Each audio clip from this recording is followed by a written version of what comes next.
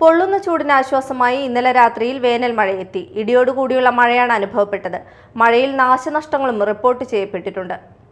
മാള കോട്ടവാതിൽ കൂനമ്പറമ്പ് ദേശത്ത് മൊതയിൽ ലീലയുടെ വീടിന് മുകളിൽ കാറ്റിലും മഴയിലും തെങ്ങ് കടപുഴകി വീണ് വീടിന്റെ മേൽക്കൂര തകർന്നു. ആളപായമില്ല.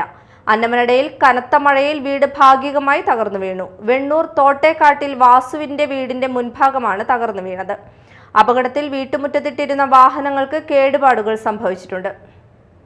35 വർഷത്തോളമായി ഇവരെ പടവെട്ടിയാണ്. ഇന്നലെ രാത്രി കാറ്റത്താണ് പെട്ടെന്ന് ഇടി വെട്ടിയത് സമയത്ത് ഇവിടെ എന്താ ശബ്ദം കേട്ട് ഞങ്ങൾ നോക്കിയപ്പോൾ ഇതാകെ ഇടിഞ്ഞു വീഴും. ഇടി കാറ്റും ഇട്ടിട്ടാണ് വീഴുന്നത്. വീടിൻ്റെ അകത്ത് ആകെ വരവിള്ളലും പൊട്ടിയാകെ ഇതായിട്ടിരിക്കുകയാണ്.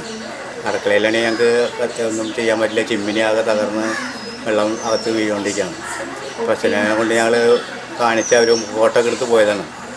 വേറെ ഒന്നും ഉണ്ടായിട്ടില്ല.